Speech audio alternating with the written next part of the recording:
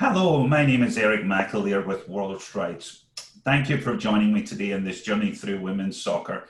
World Strides is very happy to have partnered with WAGS to interview a number of amazing female soccer players and coaches who can share their own personal experiences from around the globe. Let me introduce my co-host, Sky Eddy. Sky is a former professional player, active coach, and the founder of soccerparenting.com. Our special guest today is Lisa Cole, Antigua and Barbuda women's national team head coach. Lisa, thank you so much for joining us. Great to see you. How are you today?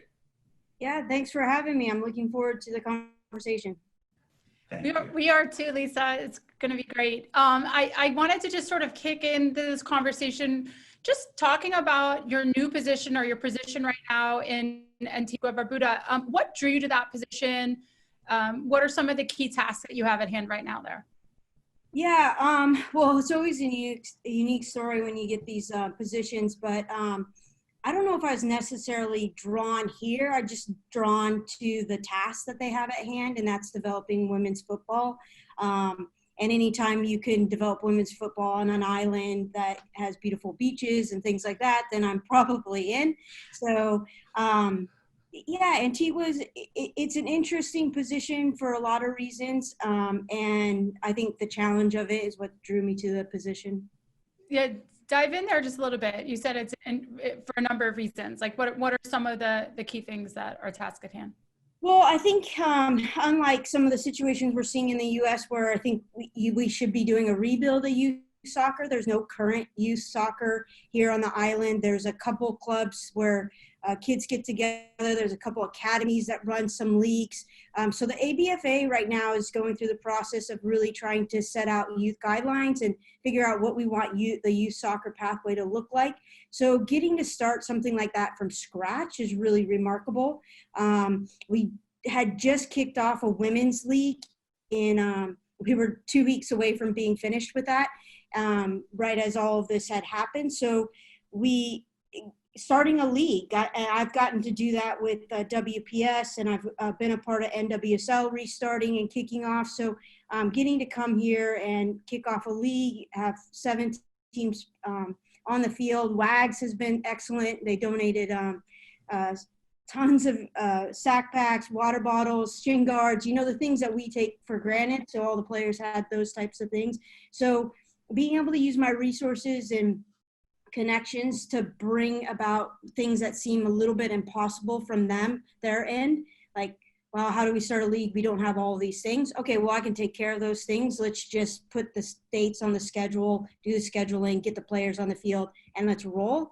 So that was really fun to get that kicked off. There was just a lot of what I would call low-hanging fruit. I was like, well, this is easily going to be accomplished. This can be easily accomplished.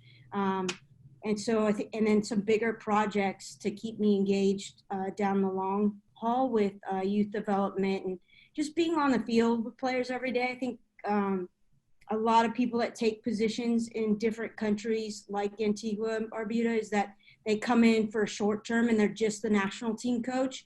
I don't think I would have taken the position if that was the role, to be honest, just come in and do Olympic qualifying and then get out, because there's no real chance for impact in that short, brief amount of time. I mean, we got a little bit more organized, but we certainly didn't get fit in 3 weeks. We certainly didn't change their ability to trap the ball or kick the ball or do those types of things in 3 weeks. So for me, it was that challenge that they had a longer term plan, that they wanted me to be here to help build women's football, not come in, be a quick name.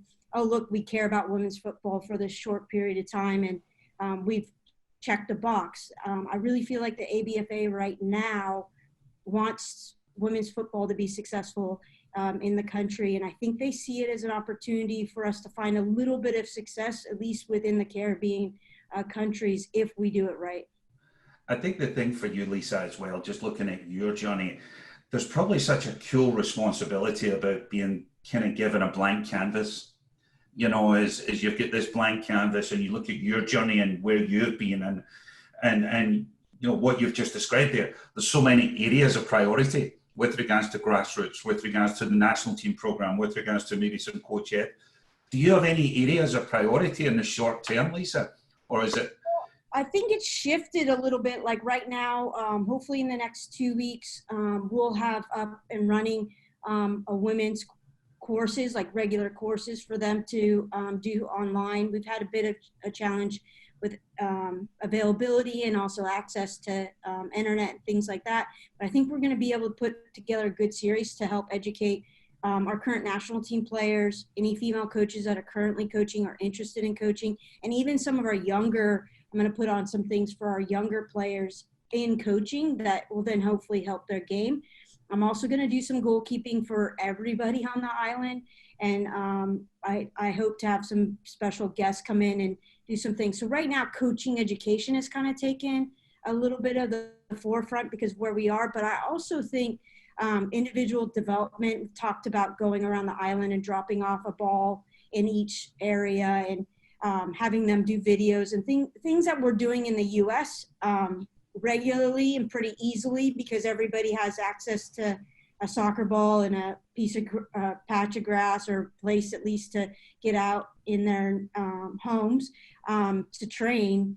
We're working through some of those logistics here and then hoping to provide some of those same opportunities so that individual players are able to start to develop themselves, especially for the younger players. We just finished an under 15 6-week program, or I guess it was 8-week program, right as this had ended. So they were going into a break anyways, but it's time for them to restart and we just need to get them going. So yeah, there's so many challenges here. It's hard to say. You're kind of juggling a lot of things at the same time.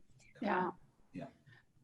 So FIFO just came out with their women's report, and one of the key criteria or a statement from their women's report for supporting the continued growth of the women's game is just the sort of pause that the statement was international investment without complementary grassroots development, is a really cause for concern. It sounds like you all are addressing that, or you have the ability in your situation to really more address the grassroots in addition to the more international side.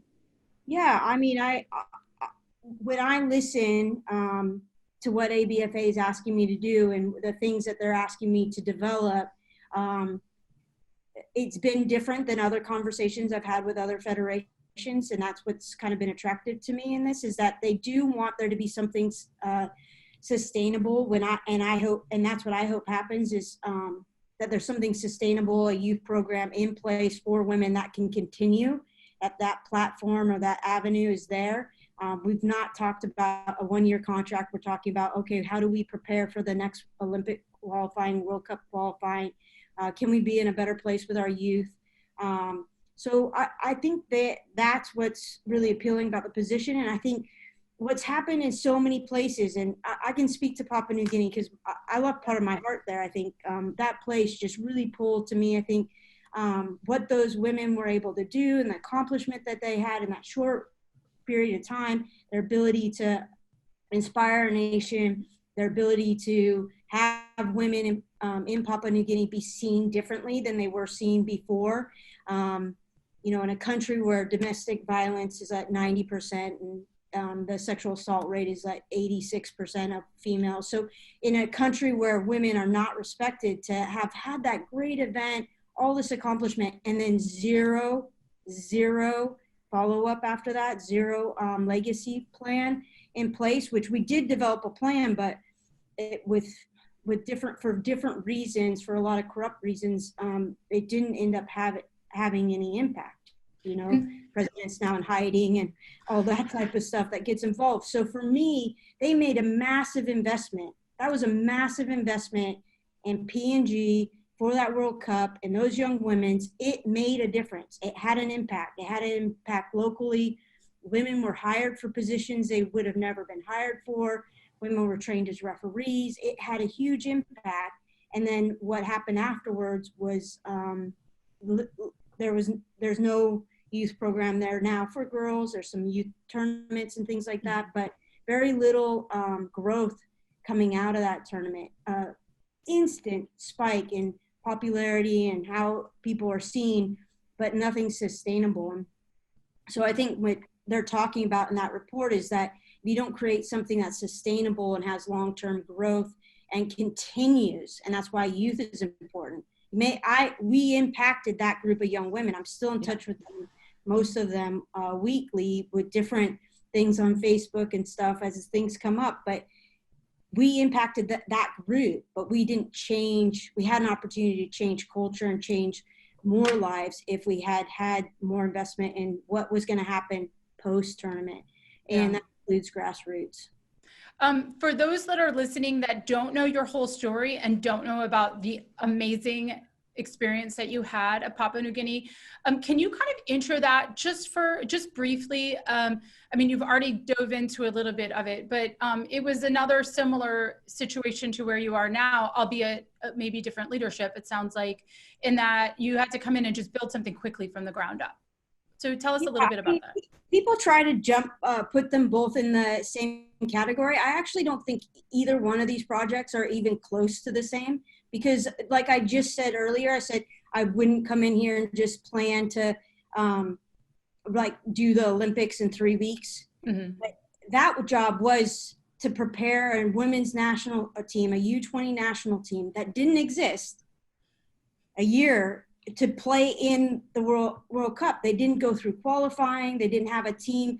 So in November of 2005, there was no team. In 2006, November, we're participating against the best teams in the world. So because you guys are the host country, because FIFA awarded a nation that didn't even have a team to host the U20 World Cup. Is that right? Yeah, I mean, I don't want to throw FIFA too much under the bus. It was a great thing. And I think what had happened is the host country originally backed out. And so they had to go to a second host country, and we ended up winning that bid. And so there were lots of reasons why it was a quick job, but it was a year. I went there for a year. I lived there, put the kids or the players into a national training center in Goroka.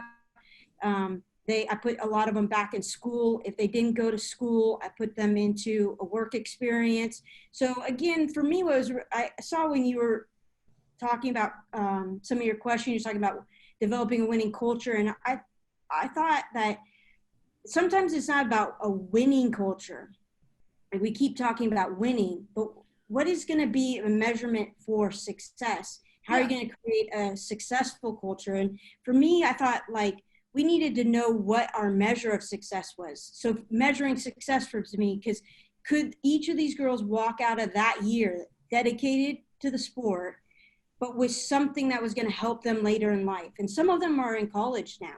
You know, some of them, one of them just took a exam. She's trying to be a flight attendant. You know, jobs they never would have thought they could have had, they're now going for and aspiring to. And during that tournament, we kind of knew we were going to lose. So we defined our own measures of success. So for us, it was 3 things. I asked them, I said, let's boil this down to 3 things for us. 1, we're going to fight. They're going to see what Papua New Guineans look like. They're going to see that we're tough. We're going to see that we don't give up. So we're not going to start walking when the score is 6-0. We're not going to give up at 5. Like that's not going to be us. The last whistle is going to blow, and we're going to still have been trying our best. It probably will look different than what other teams' best are, but at the end of the game, I want your country to be proud of the effort you put out. So that was 1. 2 was that we didn't want to ever go to over 9-0. So we said we wanted to hold all the teams to, because once you get into double digits, that's when people start talking about the score line, you don't belong. So if we could keep it under 10, then we would at least have said, you know, we're not a host country, because you see some host countries get really blown out. So that was one of ours. And our greatest score line was 9-9. So we accomplished that. And then I think, this was Tony DeChico and me and Diane DeChico and me. Like, I just like willed them. I said, we're going to score a goal. We're going to score a goal, and we're going to celebrate it. And this country's going to go crazy. And I was talking about this for a year and just trying to get them to buy in. I had Ann Cook come over from Penn State. She trained just counterattacks for like a week and a half, how we're going to counter. And what you know, we score a goal, not against Brazil in our opening game, who usually I thought that would be the game because Brazil's not always the best defending country. Organized, yeah. But they were really organized in that World Cup, and we didn't get a goal there. We played Sweden, who were the European champs next. We had some chances, but didn't find a goal there. And now we play North Korea, who are the champions from last World Cup. The best team. They haven't been scored on in the World Cup yet. And so disciplined. Yeah, and they hadn't been scored on in that year. So I'm like, we're still scoring. I'm like, I can't give up this mantra now. So it's going to come. And the girls, I think they said to me after, they go, we didn't believe, but we trusted you. Mm. So we didn't necessarily believe, but we trusted you. So if you thought we could score, then that must be a possibility. Yeah. And so sure enough, we score against North Korea. We actually tie the game 1-1 at one point in the game, like 20 minutes into the game. And the country erupted. There were tears in the FIFA office. It was, it was remarkable. The North Korea, who was had some of their stars on the bench because of they do 2 emergency subs, which they didn't need to do because they're eventually going to get it back. But they did. We had them in panic. Here we are, the host country, tying them. So it was a great moment, and they went from being like, oh, do we belong? Do we not belong? To being national heroes in that event. It was a really remarkable moment for them. So we lost by big numbers. We scored 1 goal in a World Cup, and none of our players were on the all tournament team or anything like that. But we left a success. Yeah. So I think success is not always defined by winning. Yeah. And I think, just to go off script a little bit there, Lisa, that's amazing to hear of the definition of the culture that you built in PNG. And going off script a little bit here is again, you've got a bit of a blank canvas here at Antigua and Barbuda. How do you build that culture here? And that culture kind of goes from, grassroots to your staff, to the administration, to even the community. How do you go about instilling that and building that kind of from ground zero? Yeah, I think here there's some different challenges because just how women are viewed is a little bit different. So that it's just like here, to be honest, women are the head of household in Antigua and Barbuda. So they tend to be the ones earning the money, I think, but 11% of them of leadership positions in Antigua are held by women. So even though they're the ones bringing home and providing for their families, they're not necessarily decision makers. So there's still some adversity there, but they are the ones doing the work here, I think, for the most part. They're seen a little bit differently than women in Papua New Guinea, so that challenge is different.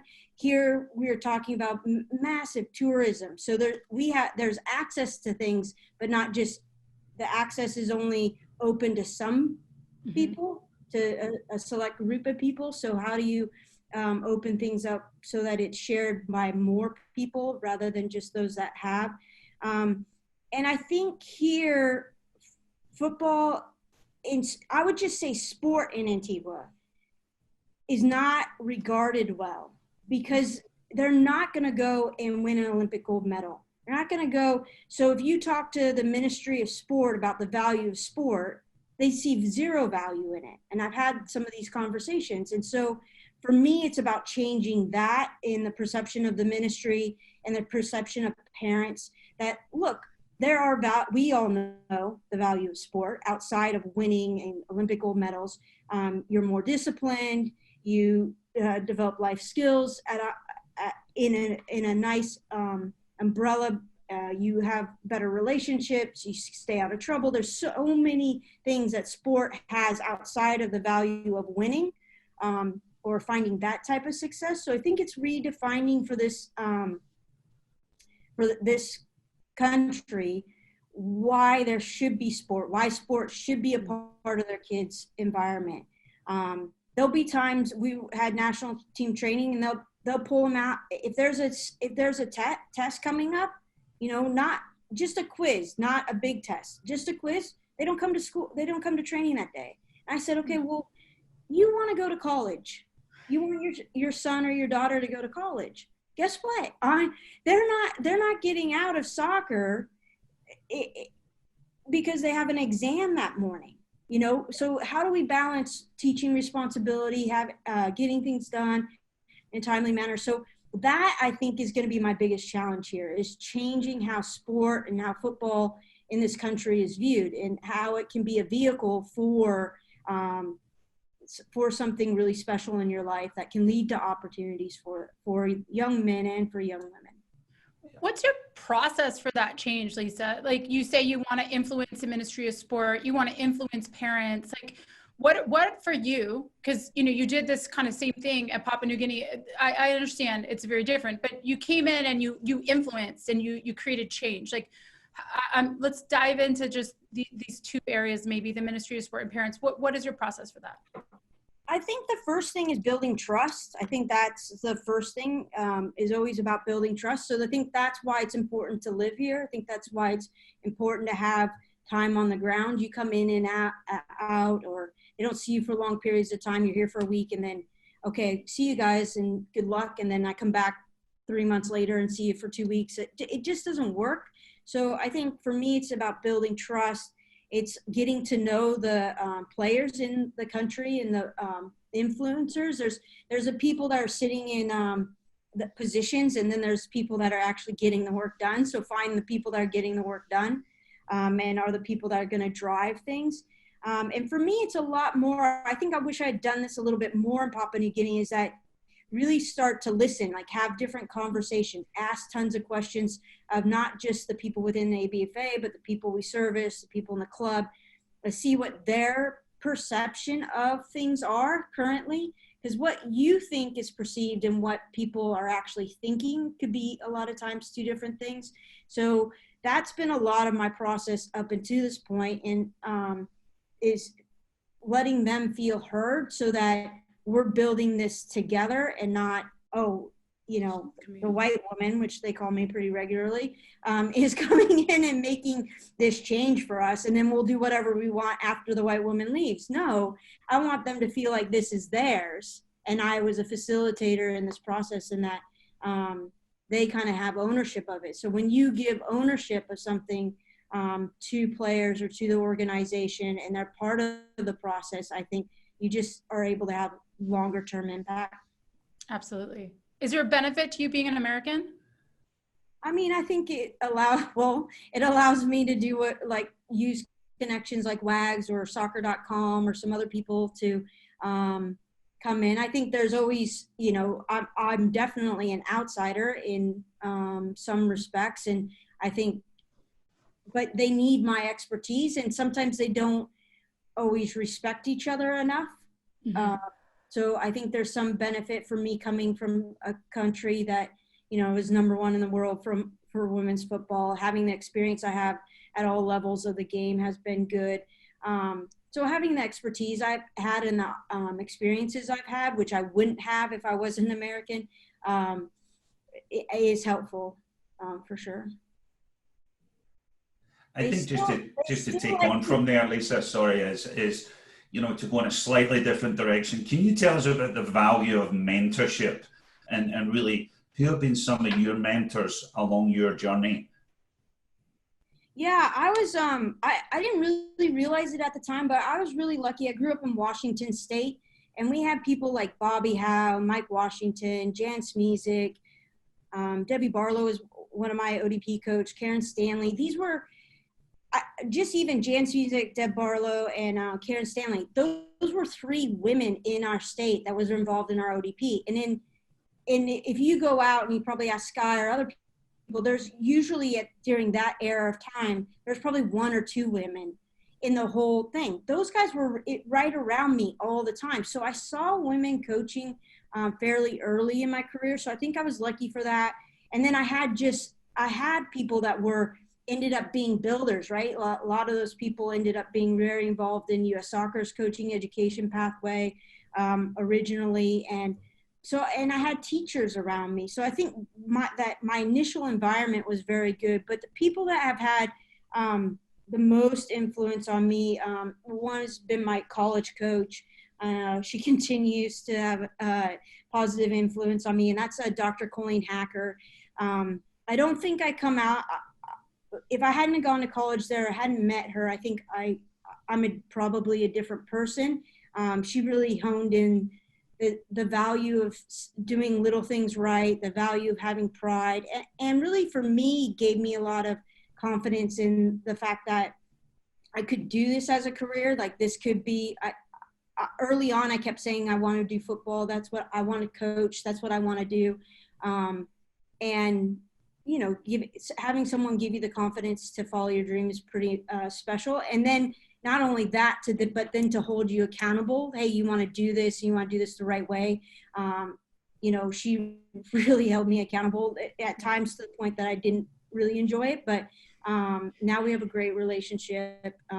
Lisa, I have to interrupt there for a second, because something that struck me when you were referring to the women that you're working with now, or the women at P&G, and they said, we didn't necessarily believe that we would score, but we trusted you.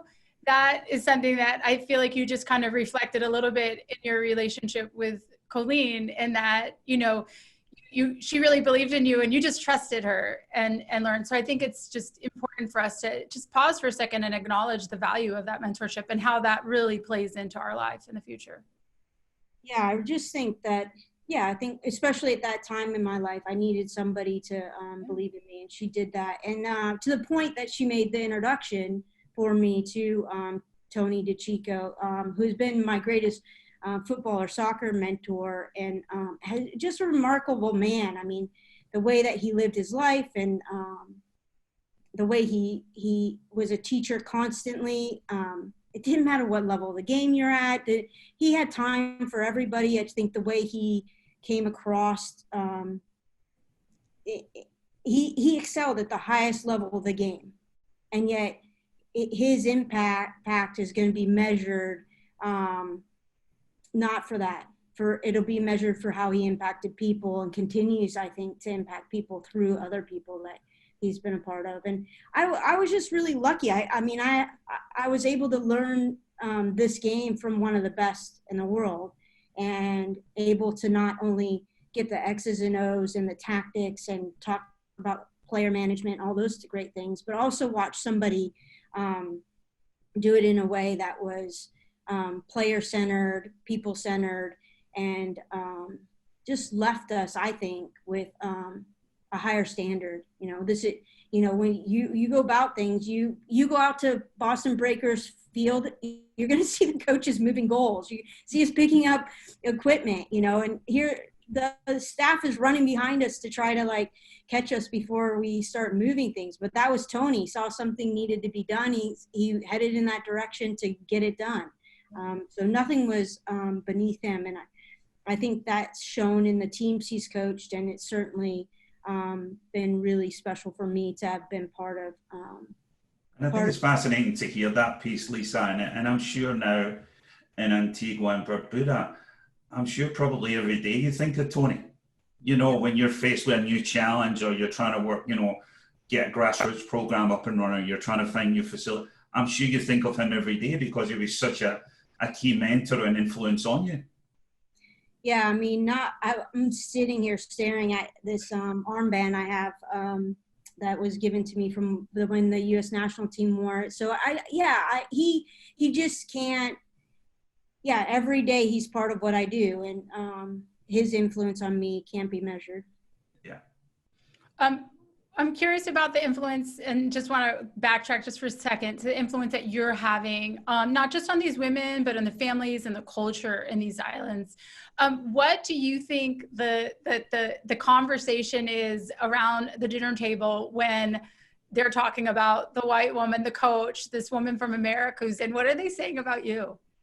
I don't think they know yet. I think they're like I think we're still a little bit in the feeling out phase, because I've spent time in and amongst each of the groups. So senior team, U17s, U20s, and the 15s. And then I've created this league now. And when we were doing the league, I was showing up at their training sessions and showing up and saying, so I think I haven't which this is going to surprise Sky, but I haven't laid down the hammer yet with these guys. You know what I mean? Like I haven't been like, okay, here's our standard, because it's been a little bit brought in to figure out where we are. Mm-hmm. So have looked at where we are, and I think, so I think they're a little bit like still apprehensive, because I'm want to know what they already know. What are they already doing? What is already their process? Because if there's good things in that, we should keep those things, you know. And it's similar to like in PNG, like dancing, and that was really a part of their culture. And I wanted to keep that in what they did. I didn't come in and go, okay, there will be no dancing. You will show up. You will do dynamic warm up. You will do this. So I think they're still not sure about me. And to be honest, I'm not sure about them sometimes, but it's fun. It's been really fun. I think I have a different relationship with the kids than I do with the adults. I think one of the reasons I enjoy working with pros is that, and I try to treat our national team like pros, even though some of them are younger, a lot of them are still in our 17s as well, is that those are adult conversations. Those are adult, you're not demanding them. It's conversations about, well, what do you guys want to be? We want to be able to be here. Okay, well, that's going to require you to be fit. So are you ready to do this work? That's going to require you to be these things. So those are fun conversations where when they're 14 or below, you start to say, okay, well, you need to do this, and you try to give them the whys and stuff. But they don't always know what they need yet. So it's more informative and a little bit more demanding. But yeah, it's been fun. I'm sure I know they joke about me, because when there's a dialect here that they speak English on the island, right? But there's also a dialect that they use similar to in PNG, Pidgin, but it's more Creole or something. And in PNG, they wanted to teach me the language. Here, they have no interest in teaching me the language. They like to be able to talk about me when I'm standing right there. So I have to tell them, hey, I know you're talking about me. What are you guys saying? They're like, oh, we're just saying you're being tough right now. And I was like, okay. So it's good banter at the moment. Because we're in the process of designing the program. And I think it'll be different once we get in the middle of the program. And it's a little bit, they're definitely very skeptical. Like I showed up with 8 kits of uniforms, you know, for the league from Hummel, which was a great donation by them. We ended up paying for them, so a lot of people contributed to that, but they gave it to us at literally their cost and did all the printing and all that stuff in a rush. So you show up on the island and you say, okay, here, every team gets a kit. And they go, oh, this is a little bit different than some things we've had before. So, but there's still some skeptics, I'm sure. Well, just the fact that you're like finding those places to establish trust and taking your time, you know, it's awesome to hear that and to see how you've evolved just over your coaching journey. And, you know, that's the same thing that we learn as players is, you know, you take experiences from a game, you change your behavior, you alter, you grow, you develop. And it sounds like, you know, you're just building that perspective as a coach. You've played or you've coached and been involved in all levels of the game, you know, in the youth, collegiately, the pros, internationally. I think it's like really clear what the differences are between all of those, but what is the similarities? What are you finding is a thread that holds that all together? Well, I think the really interesting thing is that, one, all players want to be coached. They all want to be liked by I think in a pro game, the coach-player relationship is often very adversarial at times because they all want to be playing. And so it's you have to find ways to make sure you can only play 11 and you're going to have this many people. So you have to really manage those relationships, and they have a clear idea about how they want the game to be played. And so getting them on the same page is a little bit different. But at the end of the day, they still want to have success. They still want to be the one playing. They still want to.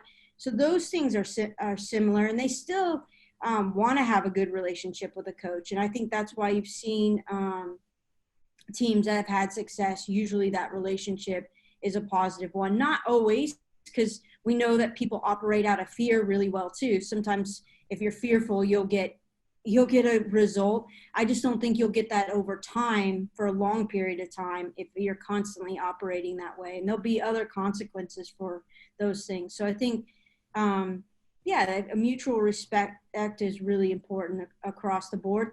They want to be challenged. So whatever level they're at, they want to know they're coming into the environment, that you're challenging them. And they do want you to know that you're looking at them as an individual.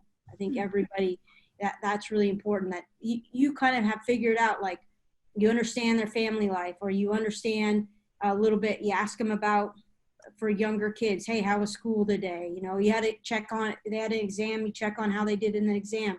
All those little things go a long way, I think, just with people. And regardless of age or level, that is always true. And you can have those side conversations about them, about what makes them tick and why they do things. And when you know their why, you can motivate them a lot better as well. So I think those things across age groups are really important. I think, Lisa, one question I had here was, I always use the expression, we as individuals, we learn and grow most out with our comfort zone. When you submerge yourself in a different environment, a different culture, a different football culture, you're obviously pretty darn good at this, you know, and you're testing yourself on a consistent and regular basis of going outside your comfort zone. I think the follow-up question from that statement is, what motivates Lisa Cole? What excites you and what drives you to take on these, you know, new challenges, etc.? Yeah, I think for me, it's been about, one, I've been able to find where I'm happy, right? Like, I know myself now really pretty well. And I know that when I'm on the field with players, I become something else. Like, there's a joy that comes out of me. I get on the field and there's just something about that where I just am at peace, and I love that moment. So for me, you know, I've talked about this with other people that ask why I'm not in the college game. It's safer, better benefits, all these things. But I know when I'm on the field with players that want to learn, are eager to learn, that to me is my happy place. I enjoy doing things at different levels because I like the challenge of it. I think if I was only in a club, elite club, and doing the same thing every day, I think that would grind on me a bit. But to have the challenge of having to think about a game internationally, how are we going to get the tactics and that sorted out, that's really engaging to me. To then turn around and be like, how am I going to motivate these 9 and 10-year-olds? That, like, I love the challenge of the fact that it's different, that it's not always the same, exactly the same thing, but I know where I want to be doing what I do, and that's on the football pitch. That's great. Shifting gears a little bit to the U.S. landscape, because we're talking about this amazing impact you've had globally with the women's game, but you've also, you know, really led the way here in the United States, working with Tony with the Boston Bulls during the WPS era, and then as you mentioned, you know, down with the Houston Dash and with the Washington Spirit and the NWSL recently. What kind of improvements does the NWSL need to make, or do you think, just to be a more sustainable league? Yeah, I mean, I'm not in the day-to-day with that anymore, and so I'm not an expert in that, what they're doing well or what they're not doing well, other than a casual fan at the moment, although I do talk to some of them pretty regularly about what's good. I think there's been improvements for sure. There's still some haves and have-nots in different areas in the teams. I think them having leadership now has been a huge plus. That this hire with Lisa has seemed to be well received and needed. I mean, to be a league without a head for that amount of time, I think you're talking about the new commissioner, the recently appointed. That when you don't know who's in charge or what direction you're going in, it's really hard to find growth. I think individual teams were finding growth, but as a league, we weren't necessarily.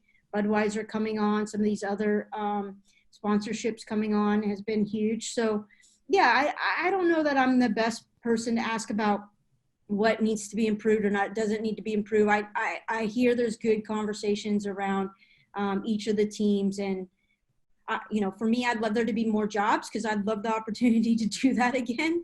I would say that they need to improve the number of women coaching in the league, but that's a little bit selfish. But yeah, I think there's a lot of things, if you look at where we were when the league started and where they are today, that have improved. And there's unfortunately there's been steps forward and then steps back, and it's been back and forth a little bit. So I'm just excited to see what happens in the next 2-3 years of the league.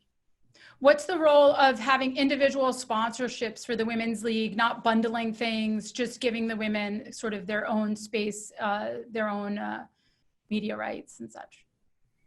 Yeah, again, I don't know if I'm necessarily the best person to speak about that. I know players are happy about that. I know teams are happy about that. I know for us in Boston, a lot of times when we were looking at things, there were sponsors that wanted to come on that were local sponsors. They didn't want to sponsor the league. They're Boston companies. They don't need and those rights were held by NWSL, not by the team. So we weren't able to like get some value or some sponsorship money in different ways. So I think opening those things up for people to have more opportunities to develop those relationships locally is really important.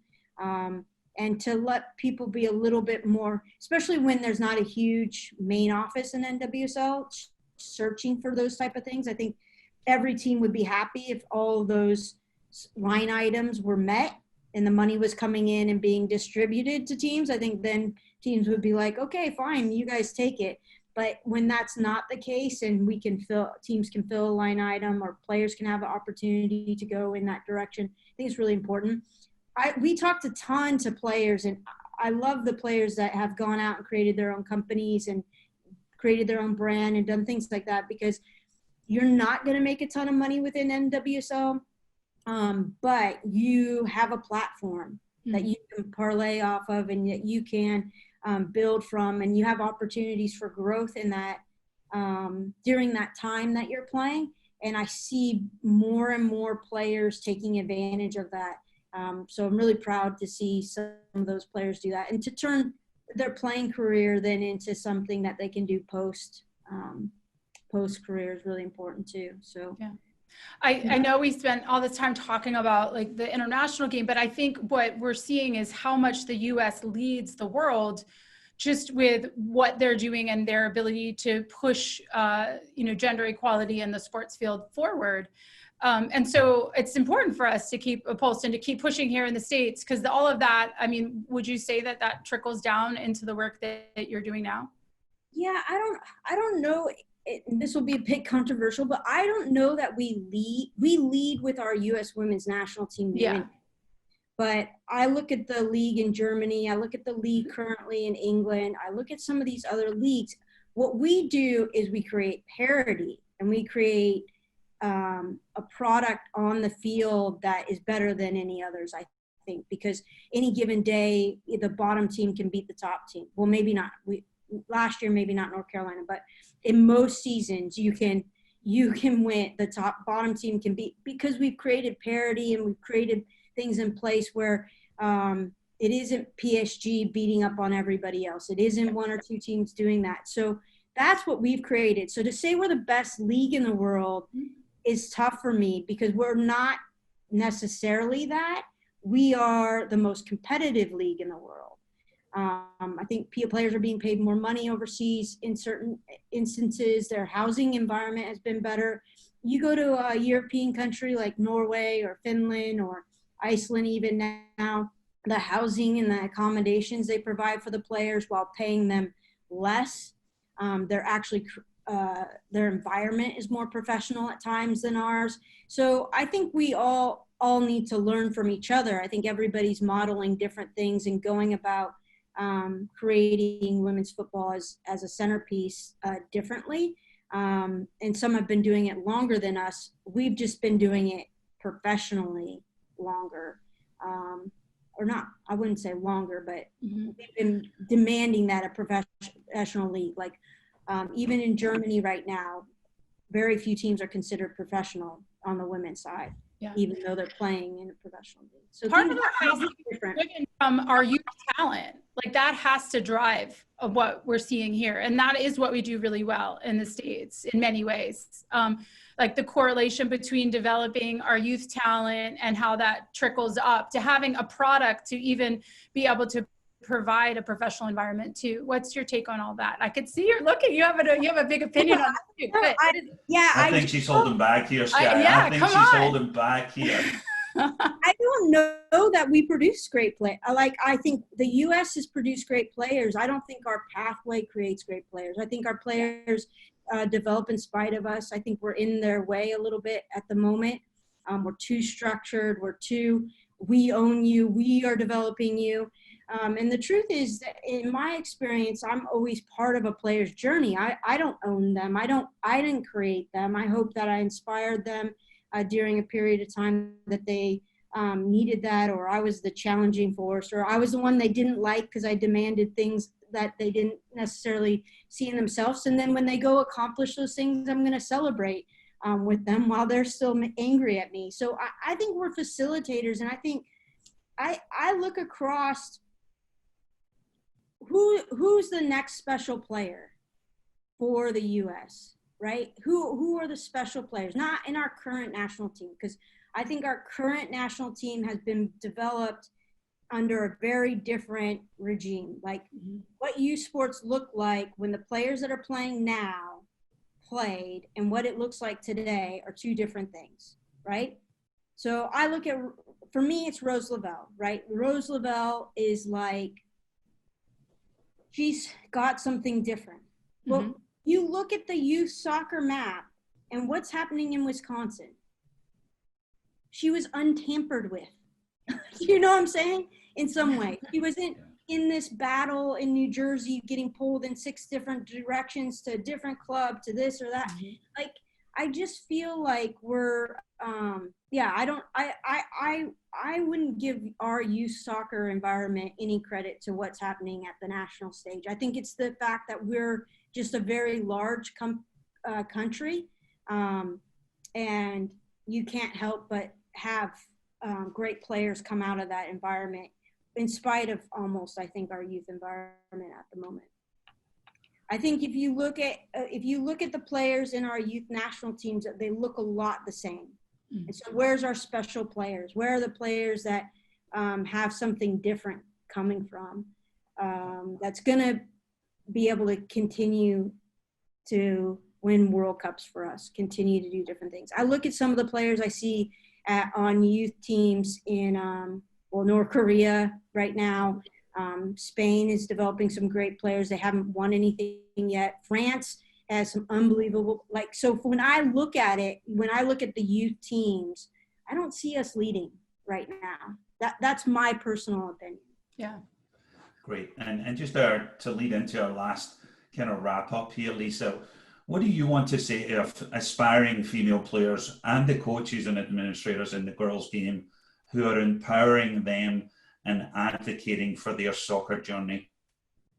Yeah, well, I think the first thing I'd say is, whether you're a player, administrator, coach, or however you're going to be involved in the game, look at those players that are people that are doing it best. Who do you admire? Who are the people that are finding success?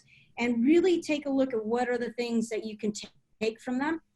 Don't emulate, because I think you have to be within your own personality, right? So, I can't be Tony DeChico, and I certainly can't be Colleen Hacker. If you've ever seen her do things, she's mesmerizing and holding people's attention and attention to detail and stuff. So, but I can take things from them that will help me be more successful in what I do. So really be a student of the area you want to be an expert in, whether it's playing or whether it's looking at administration or who's doing it well, and go look at what they're taking. And then make sure you create a great support group around you. I think I have an unbelievable set of friends, a group of people that are around me, whether I'm the head coach at Boston Breakers in the Pro League and everybody thinks Lisa Cole's really cool, or whether I'm in B&G, or whether I'm just coaching my local club team in State College. they support me and care for me no matter what. So create a support group that's going to go with you on the ups and downs. There's going to be plenty of people on the ups, people that you're like, where did this person come from? And then they'll be gone when you go down. So just be prepared for that. But really find who's your core group of people that are supporter. Because there will be ups and downs, and if you have good people in your corner, it's easy to ride through those things, and really remember your own value, and opportunities that are downs can really be opportunities for growth. And then I would say make sure that you know where you're happy. I think that's why I've been successful. I've found what makes me really happy, where I find joy, and that's being on the field. And I think a lot of us will sit in the college game, or we'll coach Division I instead of going and doing Division III because it looks more prestigious or it looks better on a resume. Okay, I can't, but really in life, you'd rather be more well-rounded. You'd rather be able to, you know, I have a friend who loved Division III. She could go hiking and lead the wilderness group in the winter and then coach soccer in the fall. So she got to do both her loves. Like, find that place for you and then just own it, rather than being always looking to keep up with people, or looking, because if you're not happy in your day to day, who are you keeping up with? Like, yeah, you know, yeah. So those would be the things that, that I would say is really find where you're happiest and what you need to be successful. And don't worry about what other people are doing necessarily. Look at what they're doing, and certainly take the things that you can add to your journey or to help you be successful, but you don't need to be doing the same thing as others to find success. Lisa, thank you so much for your time today. You know, just you sharing these stories about PNG, about Antigua, where you are now, about your time in the States. I mean, this is really impactful for all people that have an interest in the game and growing the game and learning about themselves. So thanks so much for your time. How can people connect with you or follow you and follow your work? Yeah, I'm on Twitter, of course, lcole22 at lcole22. And then I have a website. It's lisa-cole.com. So they can follow me there and some of the stuff I'm doing. So either place, I'm around. I'm also the director of United Soccer Coaches, so you can find me there. If football's going on, you'll pretty much find me there, I think. Well, this is great, Lisa. I just want to say thanks so much, and also a huge thanks to WAGS for sponsoring and supporting this series. We know that you're very close to WAGS and their mission and their cause. So huge thanks again, Lisa. Just a pleasure sitting with you, and be safe and take care of yourself. All right, thank you guys. Thank you. Take care.